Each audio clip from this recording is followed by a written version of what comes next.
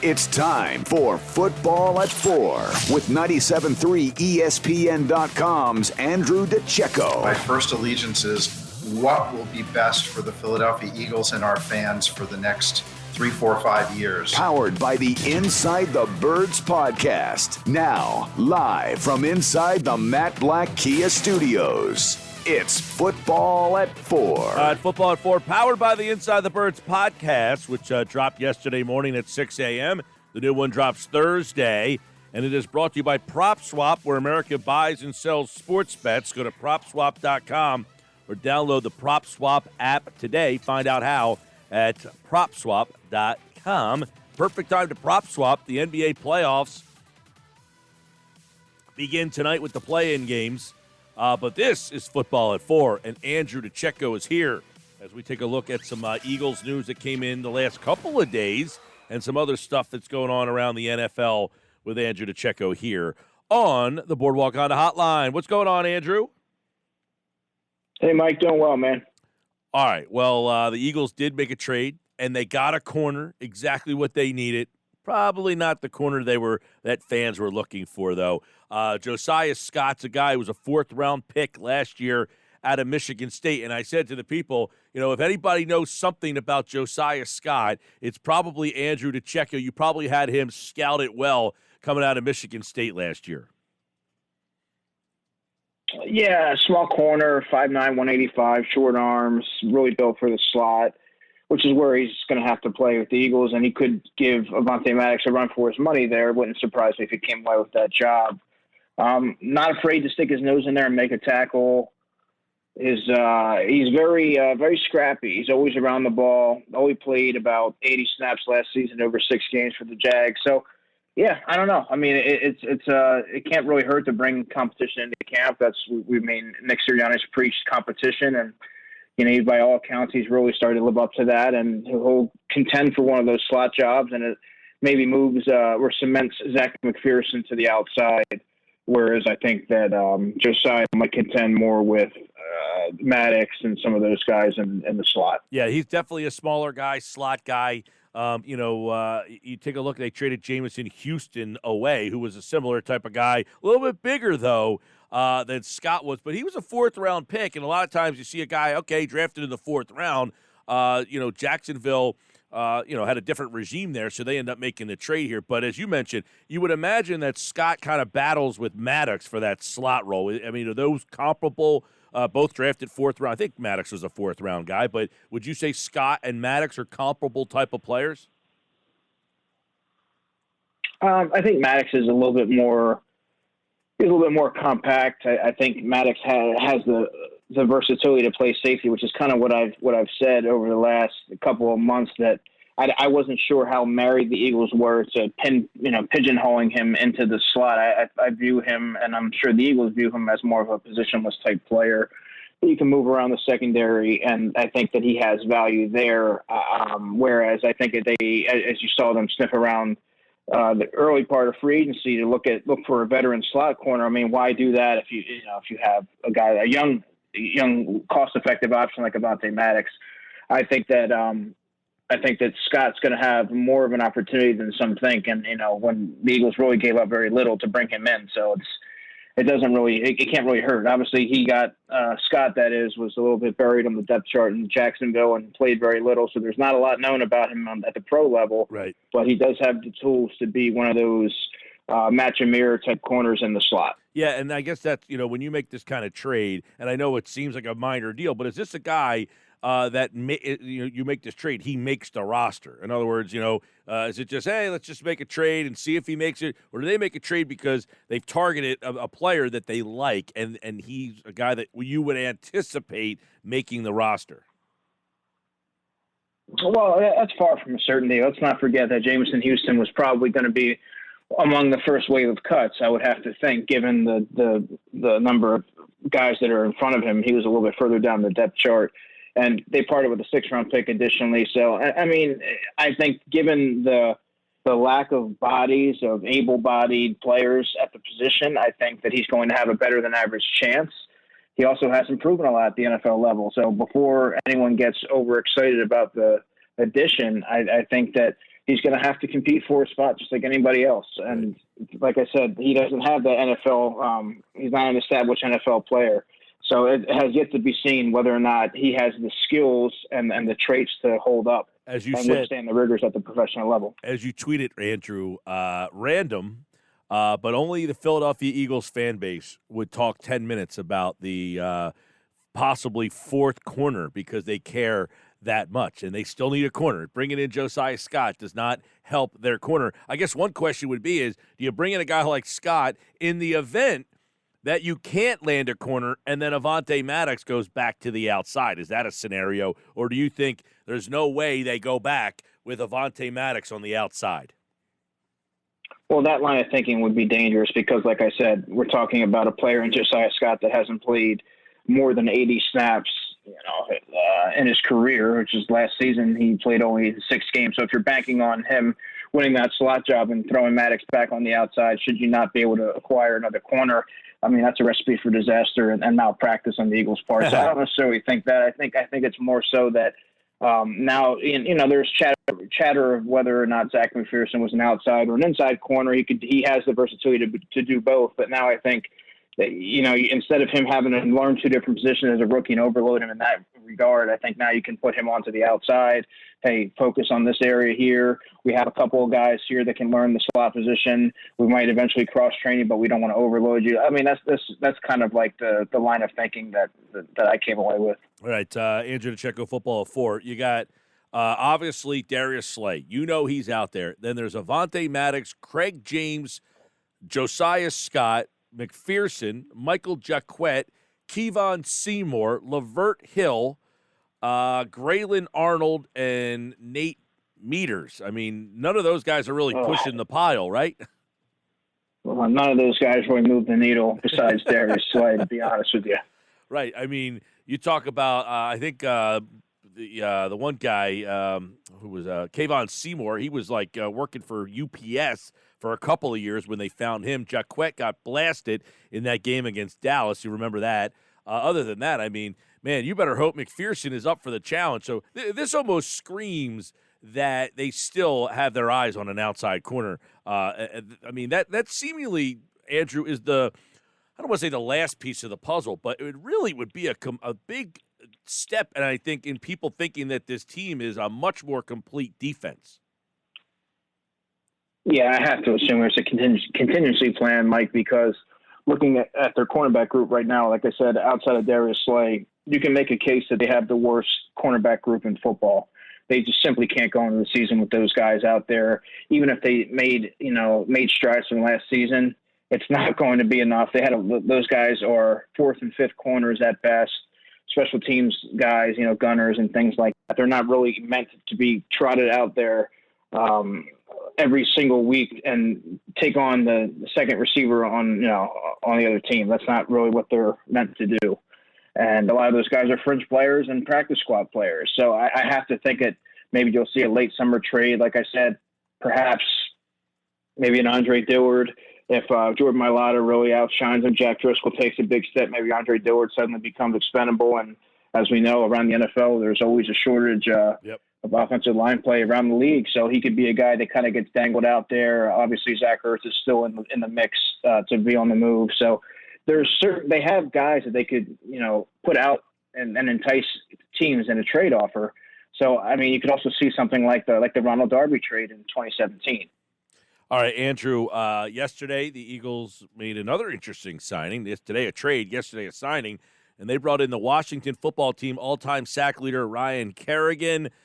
He was terrorized the Eagles, but he's 32 years old. He played in about 40% of the snaps last year. But, Brandon Graham and Kerrigan, I believe, are in the same draft class. They're going to be the same, 32, 33 years old. There might be a year apart draft. But you can make an argument, and a pretty strong one, and probably most people would agree, that Ryan Kerrigan has been a better player than Brandon Graham has been, and yet a lot of people look at Kerrigan like he's at the end of the road, and yet I think people still think Graham can play. What did you think about the move?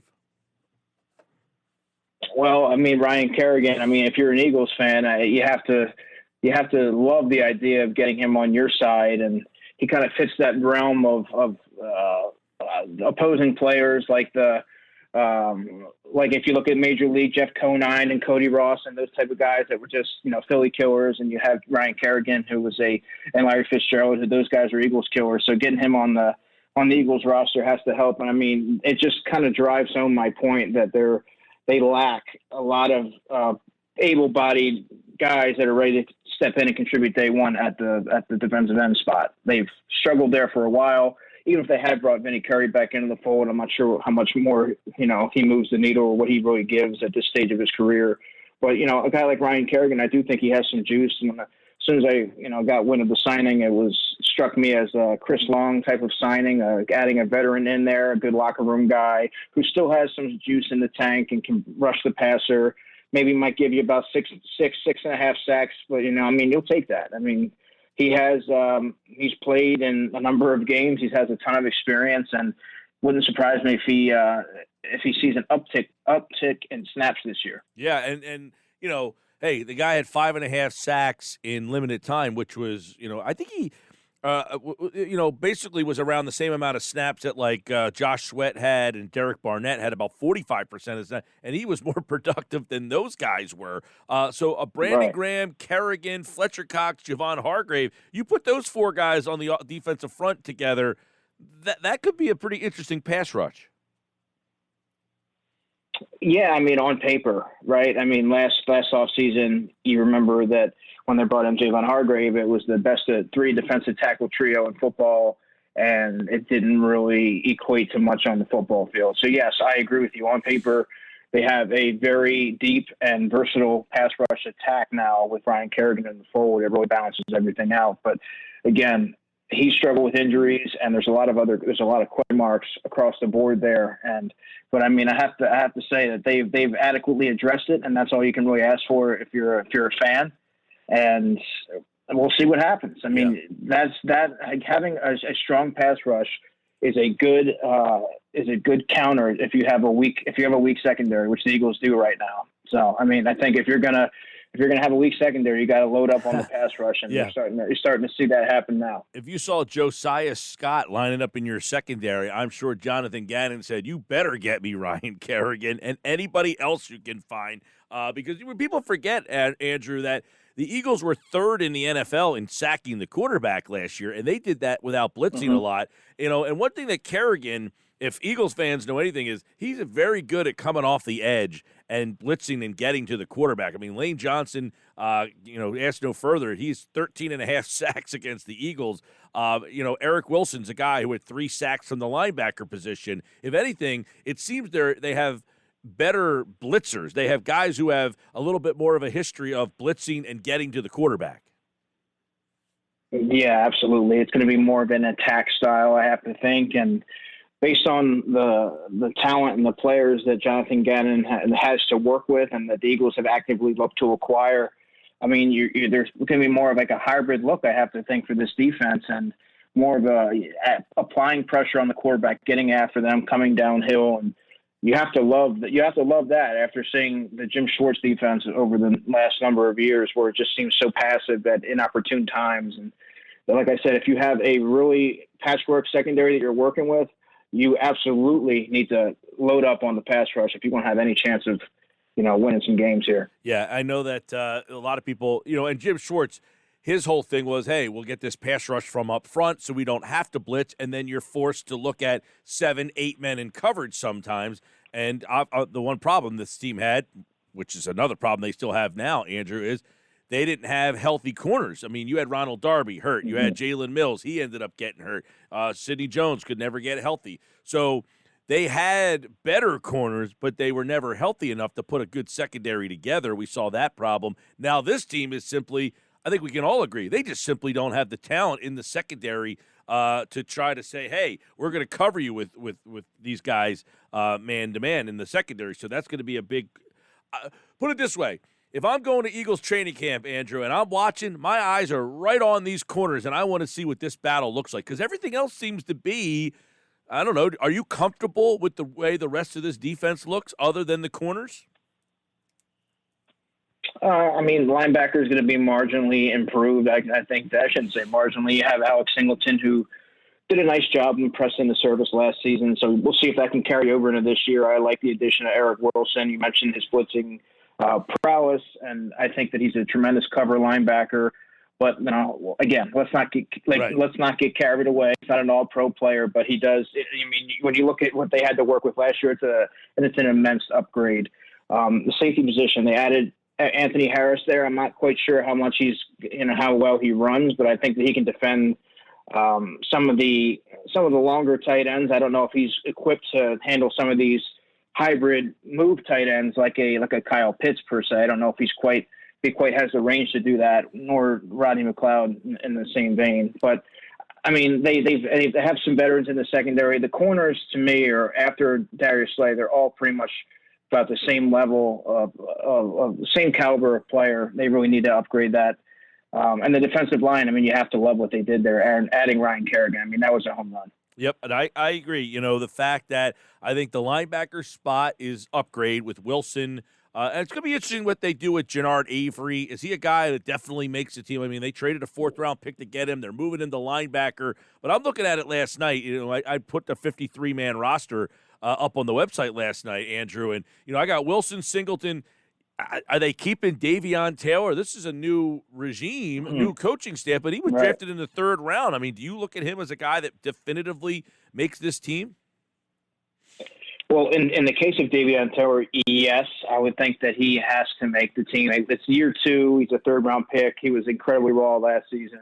He has the traits, the athletic traits, that is. So let's see if he's able to kind of, after having 1 year in the system, he comes back a little bit more polished, refined, takes to Nick Rallis's, who's a new linebacker coach, takes to his coaching, because they really don't, outside of Eric Wilson, they don't have a cover type of linebacker. And when they drafted him, Mike, in the 3rd round, they envisioned him being one of those hybrid type of cover players. So let's see if they can see it through and hang in there and be a little bit more patient with him. But all right, let me ask you this. I mean, in the case of Jannard Avery, though, this is now going to be year 3 since he's been here, and we really haven't seen any consistency or the coaches having the willingness to put him out there for a sustained amount of time or week to week. So he's on the fringe. And I think Joe Ostman, Adam reported on the Inside the Birds podcast either last week or the week before that he was transitioning to linebacker.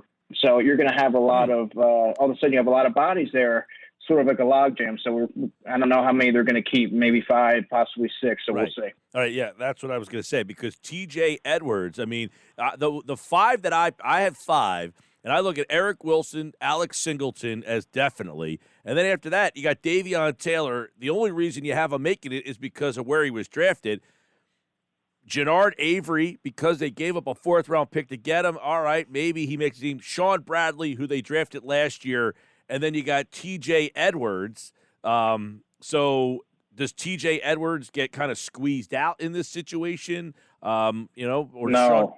Right. So Sean Bradley. I don't think they have enough talent at that position to afford cutting someone who can play and provide competent snaps and play to relatively at an adequate level. You know what I mean? Like if you're looking at Sean Bradley and you're looking at some of these projects like Jannard Avery, who hasn't played a traditional linebacker. You got Patrick Johnson, who's going to be probably transitioning to the Sam role at the professional level. I mean, these are all projections, and I don't think you can really afford to stash those guys based on ability when you don't know if they can hold up for, a full slate of games, or, they haven't really been tested by some of the tested in coverage for that matter. Yeah. So I think TJ Edwards, he's not the traditional type of linebacker. He's more of an old school rundown linebacker, doesn't run particularly well. But I think that when you're looking at when you're assessing the group, he's someone that's played a lot of snaps for you. So I don't know that you can afford to cut him loose. I agree.